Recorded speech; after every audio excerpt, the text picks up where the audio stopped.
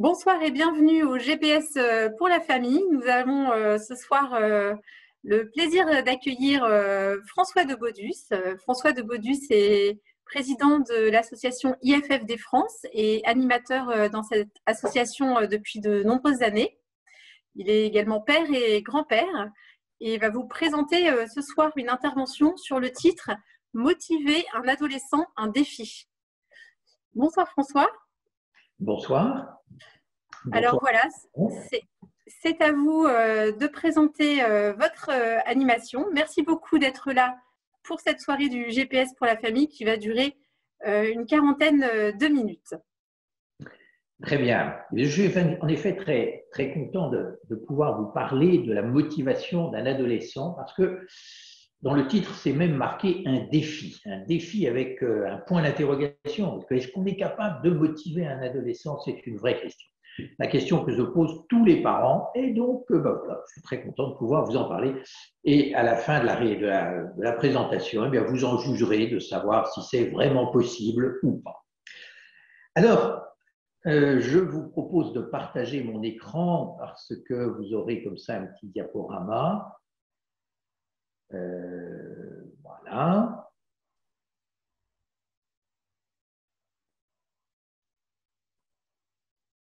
Voilà. Je pense que ça doit être présentable. Est-ce que vous voyez effectivement mon écran derrière moi? C'est parfait.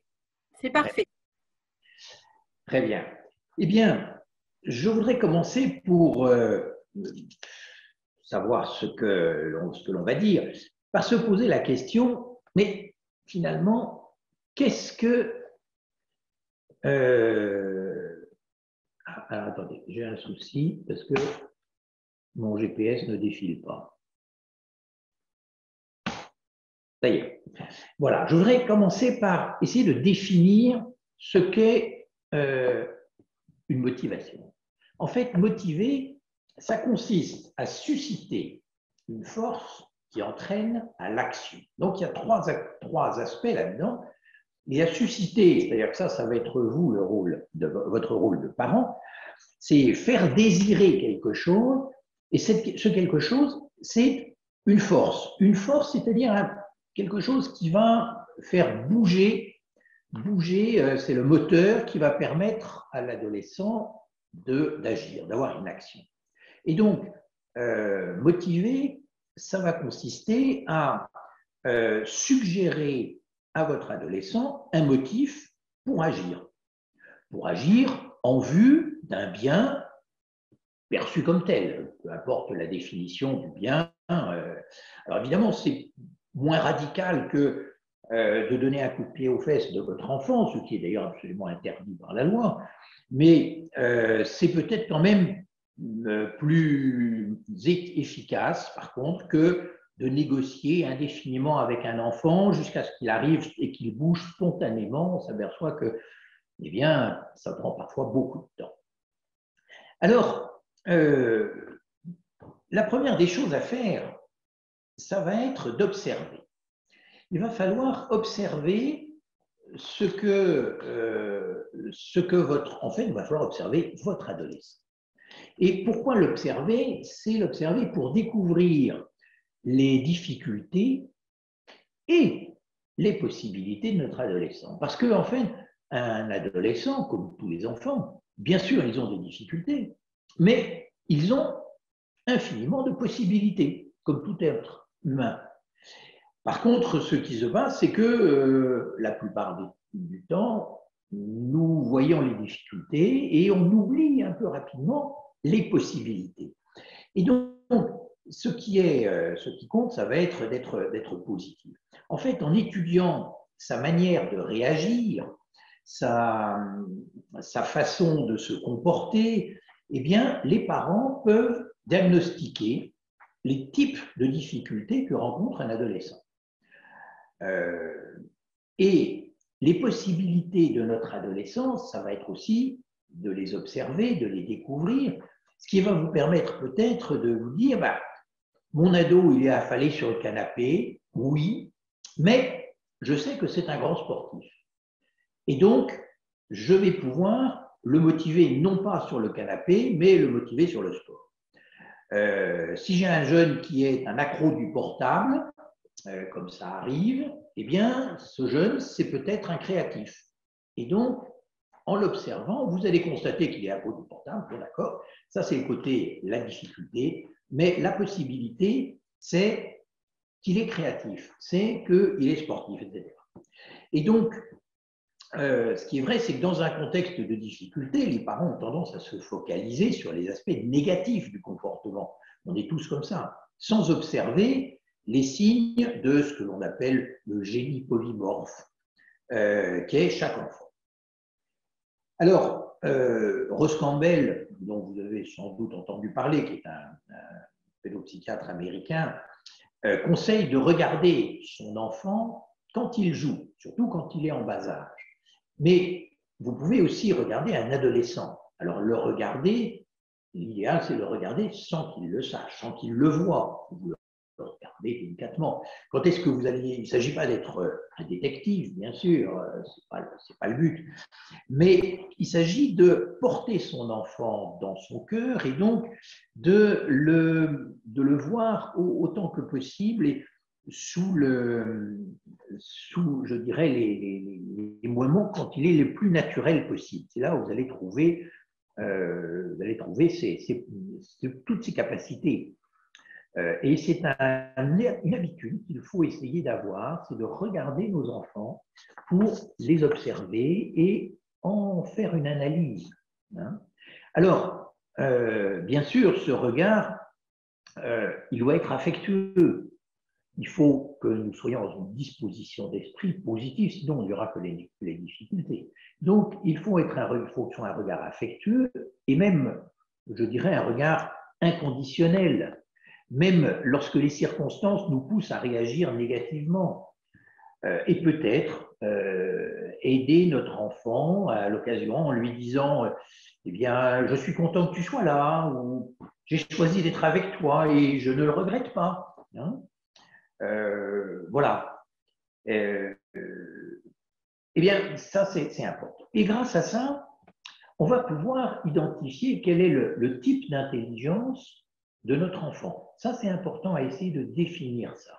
Parce que ça va être un levier sur lequel nous allons pouvoir agir en fonction du type d'intelligence. Alors, on ne va pas faire un grand cours sur les types d'intelligence, hein, il en existe beaucoup, l'intelligence logique, émotionnelle, intuitive, l'intelligence pratique, l'intelligence créative. Bon, là, vous allez identifier quel est le type d'intelligence propre de votre enfant et vous allez, pour ça, ensuite pouvoir agir pour l'aider dans son répertoire.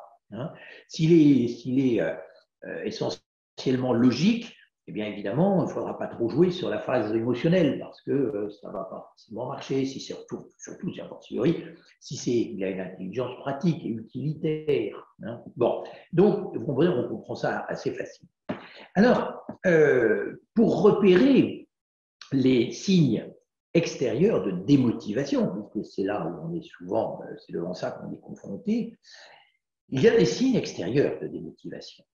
Et il faut les repérer pour essayer de voir quand ça commence à déraper. Alors, un premier que je vous signale, et qui est un signe fort, c'est une certaine agressivité. Une agressivité presque un peu anormale. Ça va être un adolescent qui est très souvent en colère, qui fait à la limite, qui a des actes de méchanceté gratuite, qui peut être dans la violence des mots, qui peut être dans le bruit, beaucoup de bruit,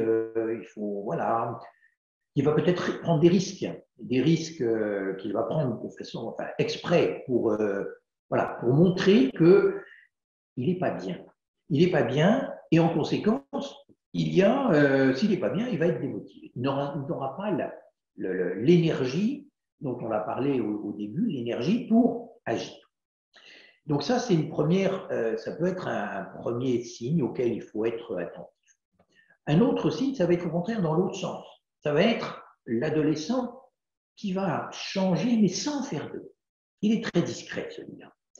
C'est peut-être plus difficile à repérer. Ça va être quelqu'un, un adolescent, qui va se désintéresser de toutes ses activités, qui va être dégoûté du travail. Vous allez me dire, ça c'est assez banal, hein. Mais bon, quand même, il y a un certain niveau de dégoût. Ça peut être aussi le dégoût des autres. Il n'aura plus envie d'aller voir les autres. Ça va être le refus systématique de tout ce que vous lui proposez. Ça va être un repli sur soi. Ça va être une perte d'appétit, peut-être tout simplement. Ça peut se manifester comme ça. Alors, voilà, ça va être des signes que vous devez repérer en tant que parent pour vous dire, mais là, mon enfant, il a un problème de motivation. Il faut vraiment agir. Et alors, attention à ne pas confondre quand même cet état de démotivation avec la tristesse. Ce qui peut arriver, la tristesse, ça pourrait arriver, je pourrais prendre un exemple, votre adolescent ou dans la famille, il y a un animal et puis l'animal meurt. Bon, pour une raison ou pour une autre, peu importe. Eh bien, l'enfant va être triste.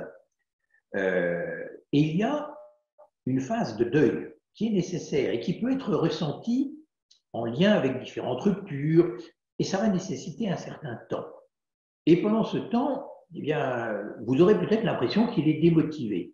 Donc attention à ne pas confondre les deux. Mais un temps est nécessaire pour gérer un choc, pour se reposer, puis se recréer intérieurement afin de pouvoir accepter la réalité. Ce n'est pas toujours facile, hein, surtout si l'enfant était très attaché à cet animal. Voilà, alors la tristesse va s'exprimer avec le visage, avec des larmes peut-être, tandis que la déprime, la démotivation, elle se traduit par un repli, sans expression le plus souvent. Il ne fait pas de bruit, il n'est pas dérangeant. Il est tellement peu dérangeant qu'il n'est pas motivé. Vous voyez, c'est un petit peu ça. Et donc, nous, notre rôle, ça va être de voir, d'identifier les changements de comportement de notre adolescent pour voir s'il est vraiment en signe de démotivation. Et voir ensuite leur intensité et éventuellement leur mesure. Alors, quand est-ce qu'on va faire ça? Je dirais, toutes les occasions sont bonnes. À chaque fois que vous êtes en contact avec lui, à l'occasion d'un repas, à l'occasion du retour du lycée, dans des discussions entre les enfants, quand ils parlent entre eux. Vous n'êtes pas participant, mais vous écoutez, vous voyez. Vous allez avoir peut-être l'avis des professeurs qui pourra vous aussi vous alerter. Et alors, l'objectif de ça, une fois que vous avez observé et que vous avez une meilleure connaissance de vos enfants, de votre enfant, eh bien, vous allez faire un diagnostic. Un diagnostic qu'il faut faire, et ça, c'est très important. C'est un diagnostic qu'il faut faire à deux, entre conjoints. Pourquoi? Eh bien, parce qu'avec votre conjoint, vous n'avez pas le même regard. Deux regards permettent une meilleure approche. Hein, je dis toujours, pour voir le relief, il faut deux yeux. Si vous n'avez qu'un œil, vous voyez les choses sur un seul plan. Pour avoir le relief, il faut deux yeux. Eh bien, pour nos enfants, pour voir nos enfants comme il faut, il est bon d'avoir les deux yeux de deux conjoints. Alors, vous allez me dire, si vous n'avez pas de conjoint, ou pour des raisons ou pour une autre, c'est bien à ce moment-là d'essayer de vous faire aider par un ami proche de votre enfant qui va vous aider, et c'est toujours intéressant. Ça veut dire qu'effectivement, il faut avoir confiance dans son conjoint, dans son avis, être convaincu que l'un des deux conjoints est le mieux placé pour faire le diagnostic. C'est peut-être pas moi, c'est peut-être mon épouse, c'est peut-être votre conjoint, je ne sais pas. Mais ce n'est pas forcément vous, parce que vous n'avez pas tous les mots. Et puis de toute façon, vous ne voyez pas votre enfant au même moment que votre conjoint. À certains moments, oui, mais à d'autres, vous le voyez tout seul, votre conjoint voit votre enfant tout seul, donc il aura un autre regard sur votre adolescent, et c'est cette confrontation qui va permettre de faire un diagnostic plus efficace. Et puis, essayez surtout d'être objectif.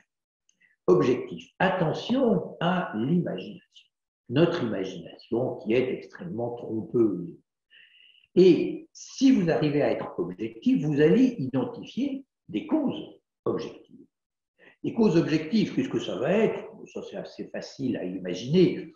Ça va être la fatigue qui est liée à la croissance, par exemple. Les adolescents, ils sont dans une phase de croissance. Voilà. Peut-être la fatigue liée à la santé. Ils peuvent avoir une difficulté de santé pour l'instant à un moment. La gestion de leur temps. Voilà. Est-ce qu'il est bien organisé? Est-ce qu'il arrive à faire des prévisions?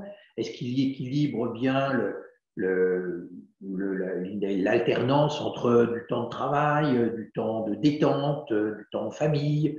Voilà, est-ce que ça, c'est bien équilibré? Est-ce qu'il gère bien son espace? Vous pouvez aller jeter de temps en temps un coup d'œil dans sa chambre. Alors, il faut se défier. Hein, les chambres des adolescents, parfois, ça donne un petit coup au cœur. Mais voilà, c'est bien de le connaître, de savoir, pour pouvoir peut-être lui donner une petite idée, une suggestion. Le lieu où il travaille, où est-ce qu'il travaille dans sa chambre, est-ce qu'il travaille ailleurs, est-ce que ce lieu est propice pour travailler? Quelles sont les amitiés qu'il a avec des influences positives et des amitiés avec des influences négatives? Ça va être des causes objectives peut-être de démotivation, de difficultés. Peut-être une morosité ambiante qui existe aussi, que vous allez voir. Alors, c'est vrai qu'on sort un petit peu de la phase du Covid, mais le Covid est encore présent et les adolescents ont été quand même très marqués par cette situation perturbante. Et donc, voilà, il faut peut-être prendre en compte cette motivation. Et puis, après les causes objectives, c'est les causes subjectives. Ah, les causes subjectives. Eh bien, la cause subjective, il faut bien être conscient que c'est principalement la pression faite par les parents. C'est ça la principale cause subjective. C'est nous, les parents.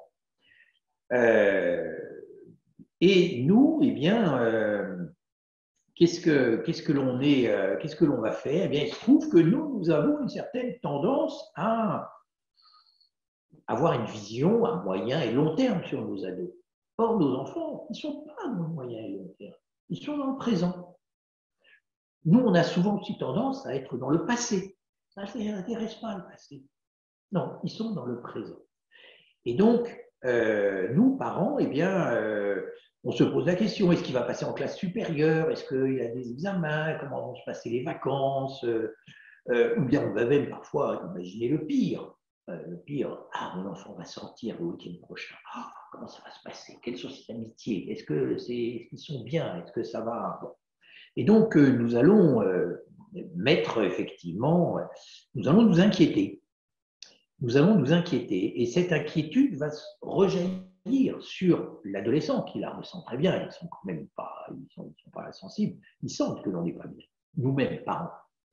Et je pense à un livre qui a été écrit par trois personnes, Vincent Hacker, M. Inzillo et Lefebvre, qui fait une distinction intéressante entre s'inquiéter, c'est-à-dire que nous nous inquiétons, et cette inquiétude, elle est contagieuse, elle est bloquante pour l'adolescent qui s'en rend compte. L'enfant sent qu'on n'a plus confiance en lui. Donc, il y a s'inquiéter d'une chose, et puis, ils font la distinction à s'en inquiéter, ce qui n'est pas la même chose. S'en inquiéter, c'est chercher à agir pour résoudre le problème. Et donc, non pas dire à notre enfant, ton examen, c'est dans 15 jours, ça va être dramatique, mais plutôt de lui dire, comment vas-tu gérer tes révisions? De quoi as-tu besoin pour tes révisions, pour ton examen? De quoi as-tu besoin? Peut-être d'un peu de calme, de campagne, je ne sais quoi, d'une aide. De quoi as-tu besoin? C'est-à-dire, je ne suis pas inquiet, mais je m'inquiète de ton problème. Ce n'est pas la même chose. Et donc, voilà, c'est une nuance que fait ce trio d'auteurs qui est tout à fait, je pense, intéressante. Je citerai, je présenterai leurs livres à la fin de la présentation. Et puis, il faut aussi, dans les causes subjectives, nous, parents, eh bien, il faut savoir pardonner pour repartir. C'est repardonner encore, pardonner, repardonner, repardonner indéfiniment, sans limite. C'est-à-dire dépasser notre propre déception, parce qu'on en a, évidemment, mais il faut la dépasser pour redonner confiance. Si nous ne sommes pas capables de dépasser notre propre déception, comment voulez-vous que votre adolescent le rebondisse? Il ne pourra pas. Vous ne pourrez pas lui redonner confiance. Voilà. Alors, pardonner, ça ne signifie pas que l'on adhère à son comportement, mais plutôt qu'on veut dépasser l'obstacle parce qu'on a toujours confiance dans notre enfant. Et la confiance dans notre enfant, elle est fondamentale pour la motivation. Alors, pour avancer un peu, une fois qu'on a fait ce diagnostic, il y a un élément qui est important, c'est de comprendre comment l'agir humain se déploie dans le temps. Dans un temps parfois très court, hein, mais de bien comprendre quels sont les mécanismes qui font qu'un être humain va agir. Alors, je voudrais rapidement vous présenter un petit schéma pour bien comprendre comment les choses agissent de façon à ce que nous puissions ensuite agir toujours sur les leçons. La première chose dans l'agir humain, c'est qu'on a une idée, l'identification d'un but, d'une idée qui nous vient, qu'on nous propose. Bon. Et cette idée, on y adhère. Elle nous paraît bien. Si on n'y adhère pas, c'est terminé, on revient à l'identité. Il faut trouver une autre idée. Mais pour agir, on a une idée, un but, et nous allons adhérer à cette idée.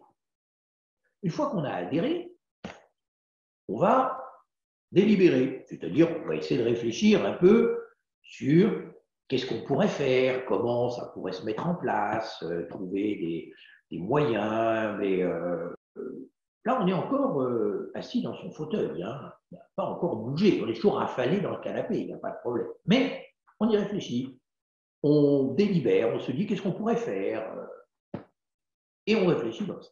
Et puis une fois qu'on a bien délibéré, alors là il y a une phase importante qui est la décision.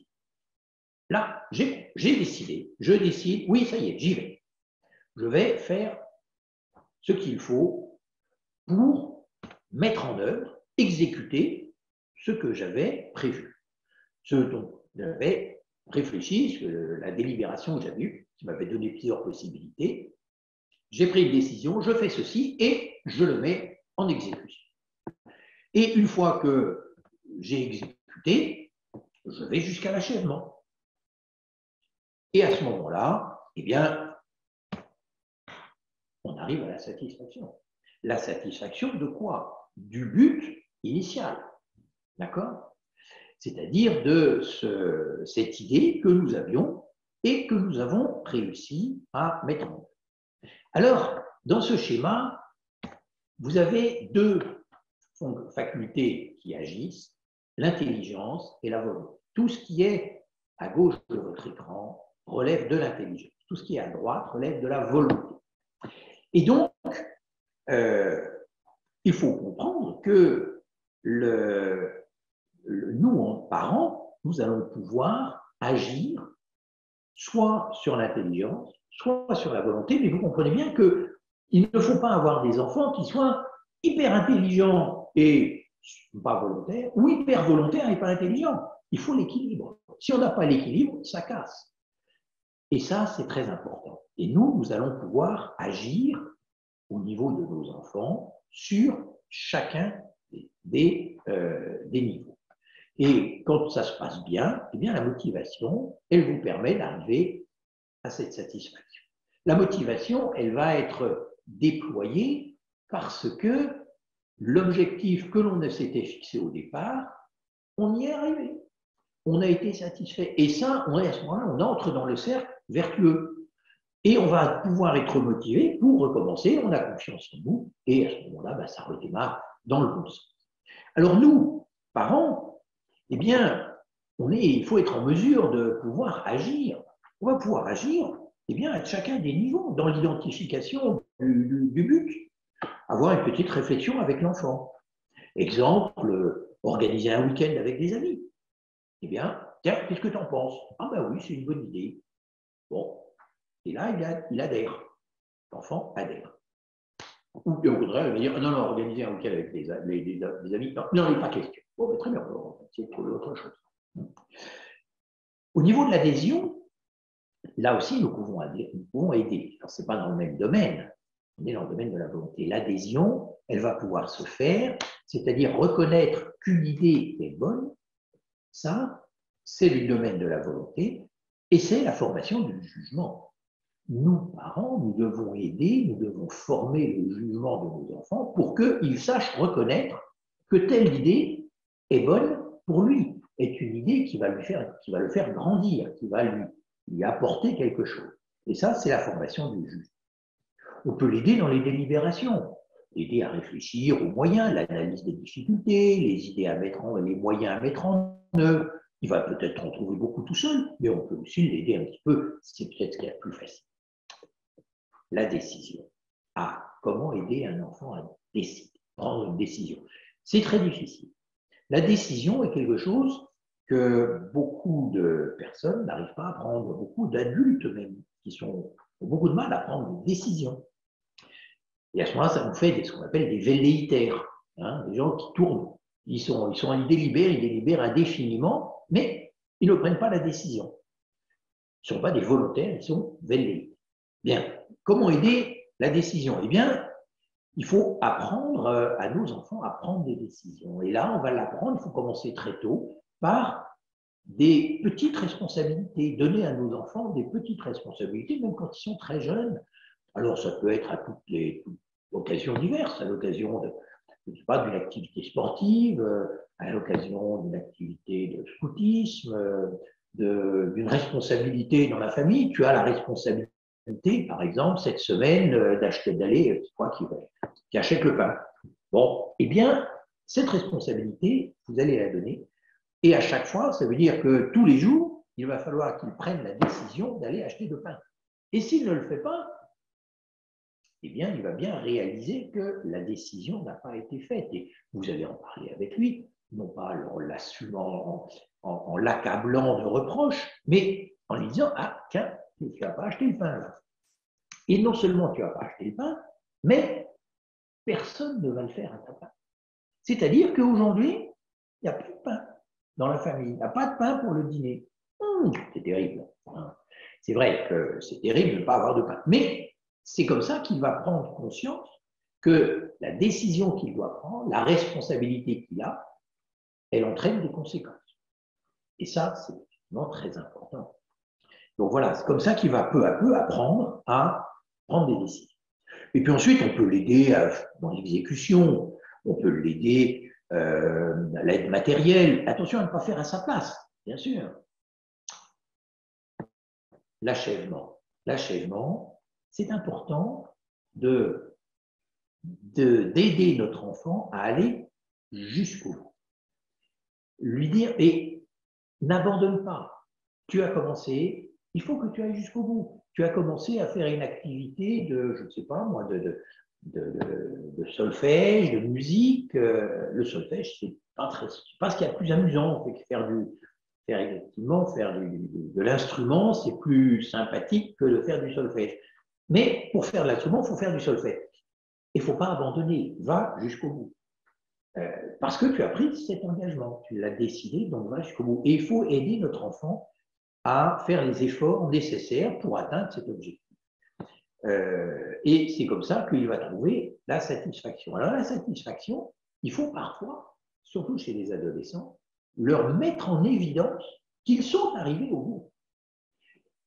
Et c'est comme ça que les aider à faire le constat que ce qu'ils avaient prévu de faire, ils l'ont réussi. Et parce que très souvent, nos enfants ont un peu tendance à dire « Oh, bah oui, mais je ne l'ai pas vraiment fait comme je voulais, c'est pas ça, c'est pas terrible. » Voilà, il faut aider nos enfants à prendre conscience qu'ils ont réussi à faire ça et que cette satisfaction, elle va leur permettre de grandir, de continuer, de progresser. Donc, il faut aider nos enfants en parlant avec eux. Alors, l'objectif de cette approche-là que je viens de vous dire, c'est de découvrir, nous, à quel moment notre enfant a bloqué dans différentes situations. Alors, à partir de là, on peut dire qu'il y a différents types de motivation. Si on approfondit un petit peu, il y a 3 grands types de motivation qui sont classiquement reconnus. La motivation externe, extrinsèque. Elle est dans le domaine de l'avoir. La motivation extrinsèque, bon, on comprend assez bien, il va y avoir une récompense, une punition, on a fait quelque chose, bon, voilà, tu as gagné, tu as perdu, punition, récompense, on est dans le domaine de l'avoir. Après l'extrinsèque, la motivation intrinsèque. La motivation intrinsèque, c'est la découverte que l'effort permet de grandir, que l'effort permet de s'accomplir. La satisfaction induit la confiance en soi. Et là, vous voyez, on n'est pas dans le domaine de l'avoir, on est dans le domaine de l'être. C'est beaucoup plus puissant, évidemment, comme motivation. Et vous avez bien compris, avec le schéma que l'on vient d'expliquer, que l'objectif, c'est d'avoir une motivation intrinsèque plutôt qu'une motivation extrinsèque. Elle est beaucoup plus puissante. Et c'est celle qui va permettre à l'enfant d'avancer. Et puis, il y a un troisième type, c'est la motivation transcendante. C'est la recherche du bonheur de l'autre. Non seulement la recherche, la motivation intrinsèque, c'est le fait de se réaliser soi-même. La motivation transcendante, c'est la recherche du bonheur de l'autre. Elle suppose davantage de maturité de soi. Elle va se traduire par le don de soi. Évidemment, on imagine assez bien, alors ça ne se fait pas avec un enfant qui a 3-4 ans, évidemment, mais ça nécessite une certaine maturité, mais ça vient, et quand ça arrive, c'est extrêmement motivant. Et donc, il faut essayer de jouer au niveau de nos enfants sur ces différents types de motivation, en essayant de les pousser, bien entendu, vers la motivation intrinsèque ou transcendante a fortiori. Alors, bien entendu, ces 3 types de motivation peuvent se mélanger dans un acte. Prenons l'exemple d'un chirurgien qui doit réaliser une opération délicate. Eh bien, il va être motivé, peut-être pour des raisons extrinsèques, parce que le niveau des honoraires, sachant que l'opération est complexe, est assez élevé. C'est une motivation. Il va aussi être motivé pour une raison intrinsèque.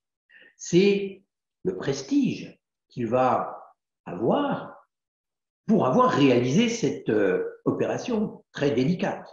Ça va lui générer un prestige, ça va être une motivation pour lui, personnellement, de grandir, de dire, mais finalement, j'ai réussi quelque chose qui est bon pour moi, j'ai progressé. Et puis, il peut y avoir une motivation transcendante, tout simplement. Le fait d'avoir guéri le patient dans sa difficulté, c'est le bonheur, le don, c'est le don de soi plus ou moins poussé, mais c'est la réalisation du bonheur de l'autre. Donc vous voyez que dans un acte, on peut trouver ces 3 types de motivation. Le tout est de savoir quelle est la plus importante, la plus puissante devant une situation et quelle est celle qui va faire en sorte qu'on va se bouger, on va agir. Alors, ce fonctionnement que l'on a vu de l'intelligence et de la volonté, cette alternance, il peut être, je dirais, perturbé par l'intervention de la sensibilité. La sensibilité, elle va intervenir. Alors, au XIXe siècle, la sensibilité, on n'en tenait pas beaucoup compte. On travaillait surtout sur la volonté et l'intelligence. Selon les écoles, on insistait beaucoup sur la volonté, ou on insistait beaucoup sur l'intelligence, mais le travail, l'enfant était éduqué essentiellement sur la base de la volonté et de son intelligence. Et la sensibilité, je ne sais pas qu'on l'oubliait, mais elle était très peu prise en compte au 19e.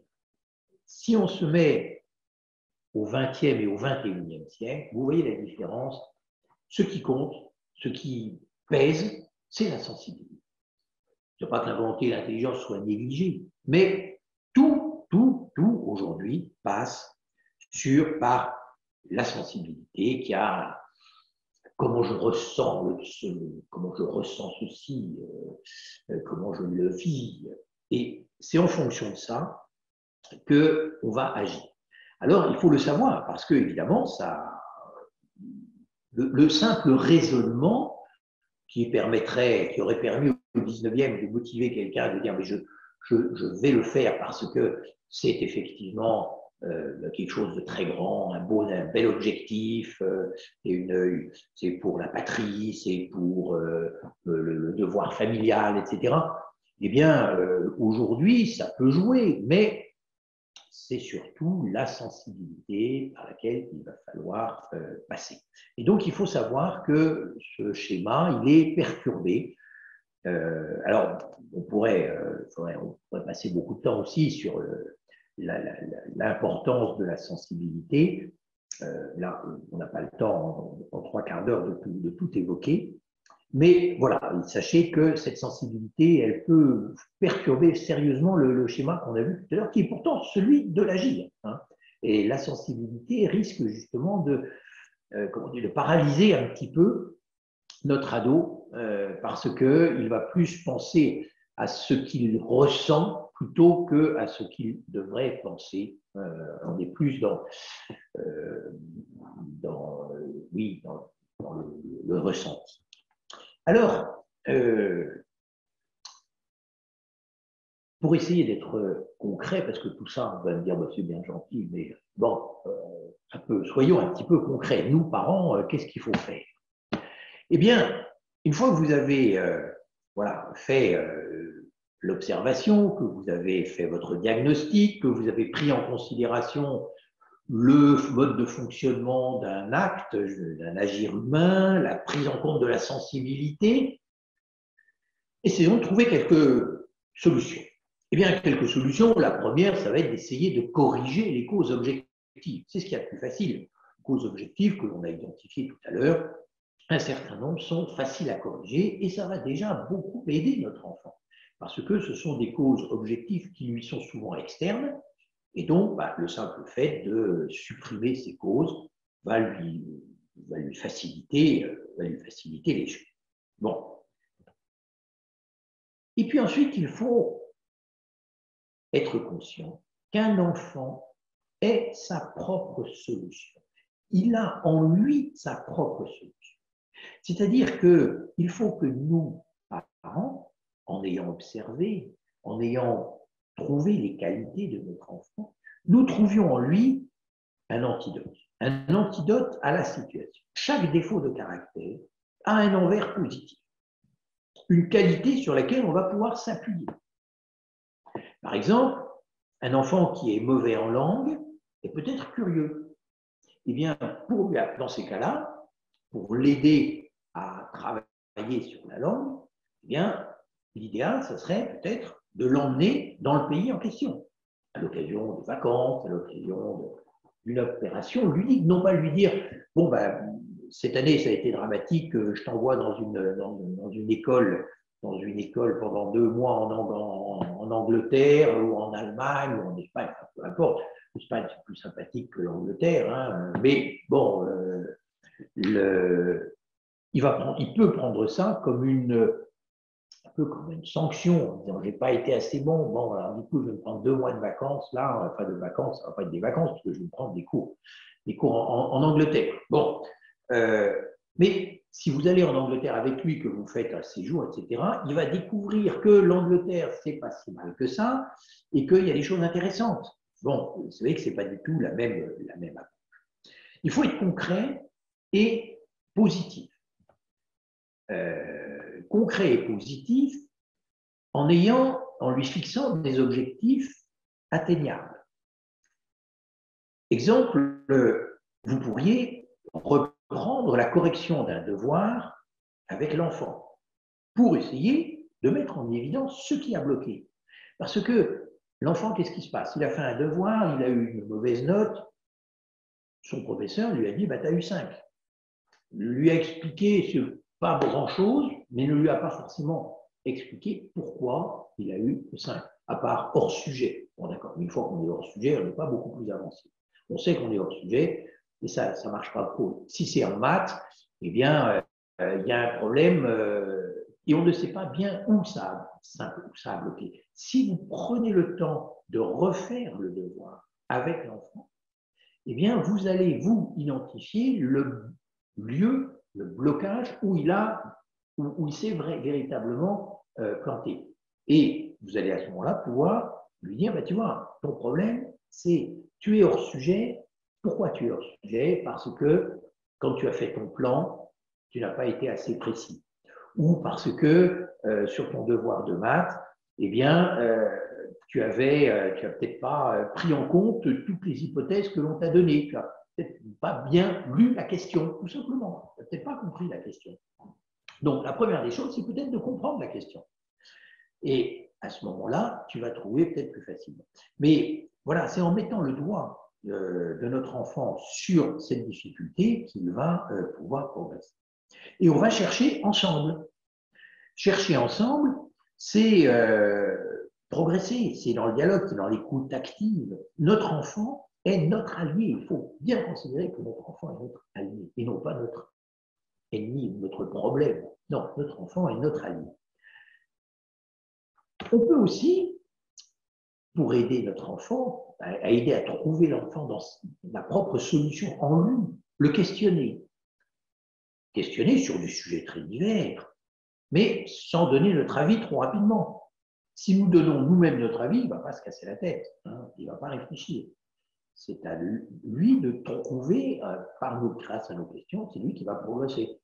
D'accord. Donc, ne surtout pas donner, donner des phrases. J'ai l'impression que, plutôt que tu devrais. Hein, le tu devrais, à fortiori, le tu dois, c'est très directif. J'ai l'impression que, qu'est-ce que tu en penses? Et le faire parler, le faire sur tel ou tel sujet. Et puis, on a parlé des objectifs atteignables. Oui, les objectifs atteignables, c'est important. Fixer un objectif, je suis passé peut-être un petit peu trop rapidement, un objectif atteignable, il ne faut pas qu'il soit trop bas. Parce que s'il est trop bas, il n'y aura pas d'effort. Mais s'il est trop haut, il va passer en dessous. Hein. Quand vous avez, si vous faites du saut d'obstacle, du saut, eh bien, si vous avez 30 cm à sauter, vous allez le sauter sans trop de difficulté. Si la barre elle est mise à 1,80 m, eh bien, qu'est-ce qu'il va faire l'enfant? Ben, au lieu de sauter par-dessus, il va passer dessous. C'est beaucoup plus facile. Hein. Et donc, ça va rater l'objectif. Donc, trouver un objectif atteignable, dont vous allez pouvoir parler avec lui d'ailleurs. Hein, le bien être d'accord sur des objectifs, dire ben voilà, qu'est-ce que l'on pourrait faire. Bien. Et puis, alors, j'arrive à nouveau paragraphe, changer nous-mêmes. Ah oui, notre enfant, il a des choses à faire, mais nous, on doit changer. Il faut que nous changions notre vision. C'est-à-dire, il faut que nous soyons nous-mêmes motivés, enthousiastes. Est-ce que nous sommes nous-mêmes positifs? Ou est-ce qu'on lui dit, mais réagis, sois positif, hein, bon, mais que, bah, évidemment, ça ne va jamais passer. Hein. La capillarité, c'est quelque chose qui compte beaucoup. Donc, changeons notre propre vision. Changeons aussi notre discours. Soyons factuels et non pas dans le jugement. Essayons d'être sur des faits et non pas sur un jugement. Qu'est-ce qui se passe? Juger une chose et non pas juger la personne. Parce que juger la personne, c'est très démotivant, surtout sur une chose négative. Non, non, je juge le fait. Je ne juge pas l'homme, je juge le fait. Je ne te juge pas toi, je juge ce qui s'est passé. Tu as fait un truc, il n'est pas bon. Ok, c'est le fait qui n'est pas bon, c'est pas toi qui est bon. Et ça, c'est notre discours qui doit changer. Et puis, changer notre regard, hein, changer notre vision, notre discours et notre regard. Est-ce que nous avons un regard réprobateur ou un regard encourageant? Voilà, c'est toute la pédagogie de la progression et de l'encouragement. Tu as eu 6/20 à ton devoir de maths. Mais c'est formidable! Ah bon? Mais oui, parce que le devoir d'avant, tu avais eu 3. Donc, tu es passé de 3 à 6. C'est formidable, tu as doublé ta note. Ah ben oui, je n'avais pas pensé à ça. Je pensais que vous alliez m'incendier puisque j'avais eu 6. Mais non, je t'encourage. Au contraire, tu as eu 6. Bravo. Bravo. La fois d'après, on s'était fixé un objectif. On n'avait pas l'objectif, il n'était pas d'avoir 15. Ça, je savais très bien que tu n'allais pas passer de 3 à 15. C'est un peu idiot. Hein. Et toi non plus. Donc, non. La dernière fois, tu as eu 3. On s'était fixé un objectif. Là, tu as eu 6. On progresse. Et ça, c'est positif. C'est la progression, l'encouragement. Savoir dire à l'enfant qu'il a progressé. Montrer à l'enfant aussi qu'on a vu l'effort qu'il a fait, l'effort qu'il a accompli. Alors, ça peut être dans son travail, mais ça peut être dans une relation, un petit service qu'il a rendu ou quelque chose. Et lui montrer qu'on a vu, ça peut être très simple, ça peut être un petit clin d'œil, simplement, ah oui, là, j'ai vu, là, tu as fait un compliment à ta sœur, ça, c'est vraiment super. Un petit clin d'œil, personne ne le voit, sauf l'adolescent. Et il voit que vous avez remarqué qu'il avait fait l'effort. Et donc, il va dire, ben voilà, ça c'est super. Hein. C'est ton cours, je vais recommencer.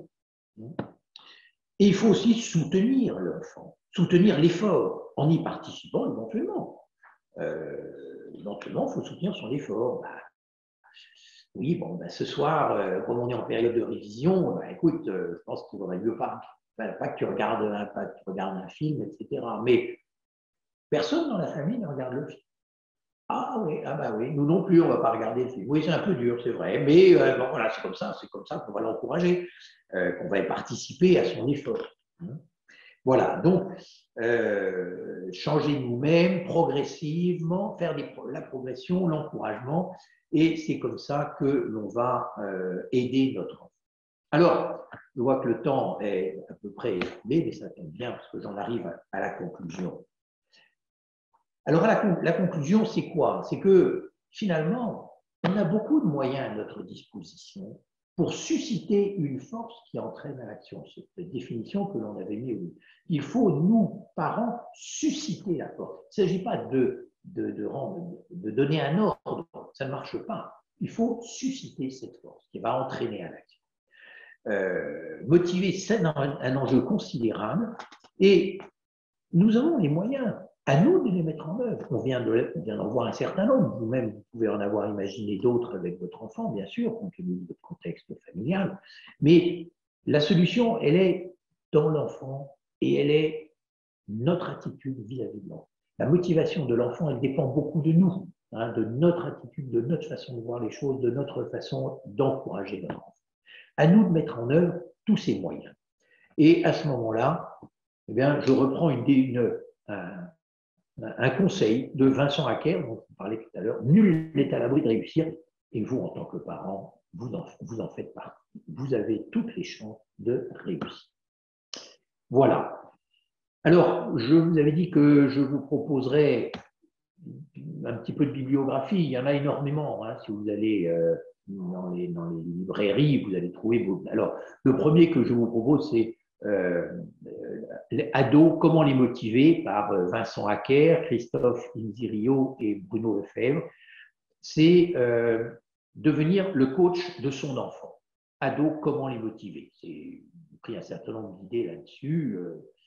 Et puis, je vous propose une petite brochure très, très rapide à lire par Brigitte de Baudus, L'optimisme dans l'éducation, une force à cultiver et à transmettre. Voilà. Il faut être optimiste. Si vous êtes pessimiste, vous n'arriverez jamais à motiver votre enfant. C'est tiré de l'expérience de l'IFFD France, dont Brigitte de Baudus est également animatrice. Et puis un autre livre qui est intéressant d'Antoine de la Garandrie et Daniel Arquier, qui s'appelle Réussir, ça s'apprend, un guide pour tous les parents. Voilà, découvrir l'intelligence de son enfant, c'est là où vous allez peut-être pouvoir approfondir les différents types d'intelligence dont j'ai évoqué tout à l'heure, mais c'est toujours intéressant de pouvoir creuser. Et puis, je vous présente en finale un extrait de ce livre de Vincent Hacker, Ados, comment les motiver. Il y a un petit schéma qu'ils ont présenté qui s'appelle le credo de l'adolescence motivée, de l'adolescent motivé. Eh bien, ce credo, voilà, c'est un petit tableau qu'ils ont mis dans leur livre que j'ai repris, qui se décompose en trois. Ce que je me dis à la place de l'adolescent, hein, on est à l'adolescent. Qu'est-ce que je me dis, moi, adolescent? Qu'est-ce que je fais pendant mes cours, après les cours, c'est très axé sur le travail scolaire. Et puis, ce que je dis, voilà, ce que je dis aux autres. Comment je peux me motiver à partir de ça? Je vous invite évidemment à vous référer à ce livre que j'ai trouvé tout à fait intéressant. Voilà, le temps est imparti. Je voudrais vous remercier d'avoir écouté avec plus ou moins d'attention. J'espère vous avoir apporté quelques éclairages et surtout vous avoir convaincu que motiver un adolescent, oui, c'est peut-être un défi, mais on peut y arriver. Merci beaucoup de votre attention. Merci François de Bodus pour cette intervention. Donc sur un thème qui nous interpelle tous et qui nous a permis, je pense, de donner un regard plus positif sur nos adolescents. Et c'est tout à fait dans la démarche de l'association dans laquelle vous êtes investi. Donc je rappelle que vous êtes président et animateur de l'association IFFD France. Et pour en savoir plus sur cette association, vous pouvez la retrouver sur le site internet ifffdfrance.fr. Vous retrouverez les cycles de formation et toutes les propositions de cette association sur l'éducation des enfants et des adolescents notamment. Voilà, merci beaucoup pour toutes ces pistes concrètes à mettre en place. Donc à chacun maintenant de les intégrer. Et on se retrouve bientôt pour un nouveau GPS pour la famille sur notre chaîne YouTube.